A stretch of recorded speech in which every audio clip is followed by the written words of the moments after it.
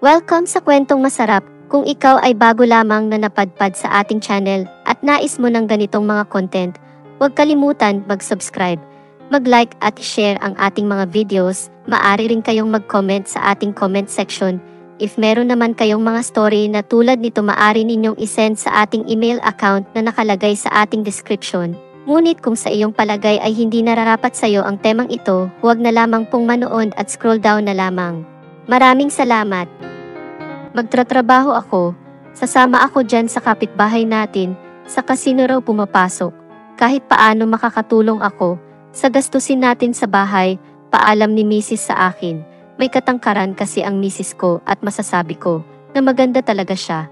Kaya nang tanungin ko ang kapitbahay namin tungkol sa trabaho sa kasino, pumayag naman ako, dahil madali lang naman daw ang trabaho at kikita naman daw talaga. Nakatulong nga ang trabaho ng Mrs. ko. Lalo na kapag may nagbigay ng tip sa kanya kapag may nananalo raw, ilang buwan pa nga lang siya kasino. Ibinili na niya ako ng motosiklo para service ko sa aking trabaho, para naman makadagdag din sa kita. Nag-sideline din ako bilang breeder ng isang motorcycle taxi. Malaking tulong sa amin iyon, kaya nakalipat din kami ng medyo magandang bahay at nabibili na rin ng misis ko ang mga gusto niya. Maging ang mga kapatid niya ay natutuwa dahil nabibigyan na niya ito ng pera. Maging ang mga gamit nito sa school na naibibigay na namin, pero hindi nagtagal, umalis siya doon sa kasino at maglilipat daw siya doon sa mas malaking kita. Simula noon nagbago na ang asawa ko. Umuuwi na itong lasing, minsan hindi na umuwi, sinasabi niya na nakitulog na lang siya sa kanyang kasamahan sa trabaho. Tiwala naman ako sa asawa dahil alam ko na para talaga sa amin ang ginagawa niya. Lalo na pag-uwi ay may dala naman pera na ibinibigay sa akin para ako na ang mag-budget ng pang-araw-araw namin. Pero isang hindi inaasahan ang nangyari, na aksidente ako sa motorsiklo at nabali ang aking paa. Nadurog ito at ilang buwan ako sa hospital. Hindi na rin ako nakapagtrabaho. Ang misis ko na lang ang nagtustos ng pangangailangan namin, na labis ko naman pinagpasalamat sa kanya. Lalo na nang makauwi na ako sa bahay at magpapagaling na. Pero pag uwi ko sa amin, maraming nang nagbago. 2 na ang kwarto at pinaganda ang dating tulugan namin ng asawa ko. Ang sa kabila ay sa mga anak ko. Dahil nasa bahay na lang ako, marami akong natuklasan sa misis ko. Kaya pala mas malaki ang kanyang kinikita. Ibang trabaho pala ang pinasok niya. Bakit mo nagawa iyon? Hindi mo man lang ba ako naisip, asawa mo ako? Tanong ko sa aking asawa. Kung hindi ko gagawin ito, sino magpapakain sa atin? Sa palagay mo makakalabas ka ng hospital? Sawang-sawa na ako sa hirap mula pagkabata. Hirap na ako. Ito na ang pagkakataon para maranasan ko ang sarap at ligaya ng buhay. At gusto ko rin na makatapos ng pag-aral ang mga kapatid ko. Ang mga sagot sa akin ng aking asawa, na wala akong magawa dahil baldado ako at palamunin lang niya. May isinama siyang lalaking hapon sa bahay.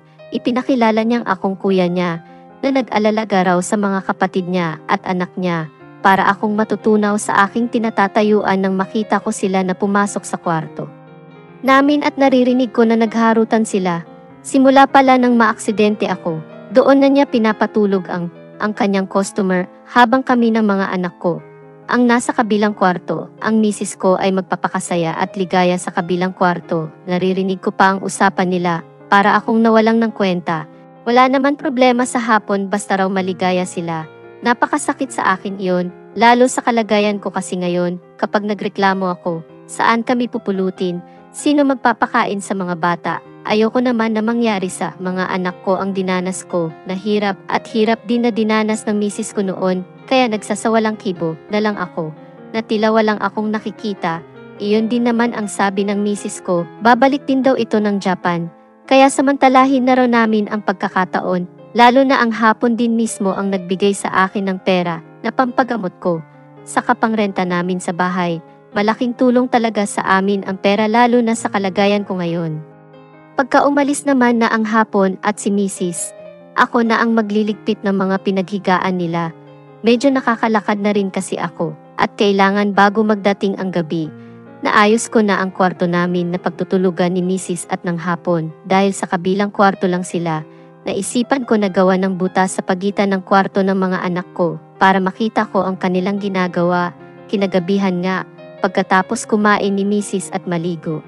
Si Hapon naman ay nasa kwarto na, maaga rin natulog ang mga anak ko at kapatid niya dahil may pasok bukas. Nag-abang ako sa butas na aking ginawa, doon ko nga nakita ang dalawa na halos walang pagsidlan ang saya, habang pareho silang makatulog dahil sa pagod. Maaga rin nagigising ang Hapon para umalis ng mga alas 6 ng umaga. Kapag nag-alarm na ang cellphone nila, tatayo na ako. Pero kapag hindi pa sila nagigising, papasok ako sa kwarto nila. At susundutin ko ng aking tungkod ang likuran ng Hapon o kaya ni Mrs. para magising. Sa totoo, naiinit ako sa Hapon. Kahit na Mrs. ko na ang kasama niya, nakikita ko kasi kung paano siya pinapasaya ni Mrs. Kapag wala naman ang Hapon, maglalambing naman ako kay Mrs. Doon ko na rin ibubuga ang aking inggit sa aking mga nakikita gabi-gabi. Ang Mrs. ko naman ay normal lang kapag wala ang Hapon. Ginagawa pa rin ng Mrs. ko ang dati niyang ginagawa sa akin, na kahit paano nawawala ang inis ko sa kanya. Pero after ko matapos, may guilty feelings akong nararamdaman. Asawa ko siya, pero bakit ako lang ang pangalawa? Parang kakain lang ako kapag may natirang lakas ang asawa ko. Matapos na simuti ng Hapon, mag-iisip ako ng paraan para matigil na ang mga ginagawa ni Mrs. Ayoko naman na pag-usapan kami ng mga tao, kaya gusto ko tahimik na paghihiganti ang aking gagawin. Pero iniisip ko, paano kapag nakulong ako? Paano ang mga anak ko? Paano ang dalawang kapatid ng asawa ko? Saan sila mapupunta? Ayokong maging palaboy o mapariwara at tumira kung saan-saan. Tiniis ko ng ilang buwan ang pagiging maligaya ni Mrs. habang kasama ng kanyang regular na customer.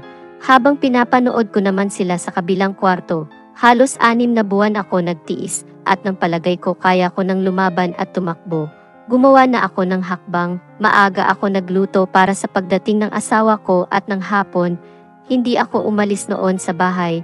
May inihalo ako sa kanilang pagkain na sigurado na pag sila'y natulog, hindi na sila gigising na muli. Alas 7 na wala pa sila. Nahiga mula ako, sandali sa kwarto. Ang dalawang anak ko nasa classmate nila at ang dalawang kapatid ni Mrs. ay nasa school pa. Sakto ang aking plano habang kaming tatlo lang sa bahay. Nakaidlip ako ng sandali nang marinig ko na may naghahanda ng pagkain dahil sa tunog ng mga pinggan.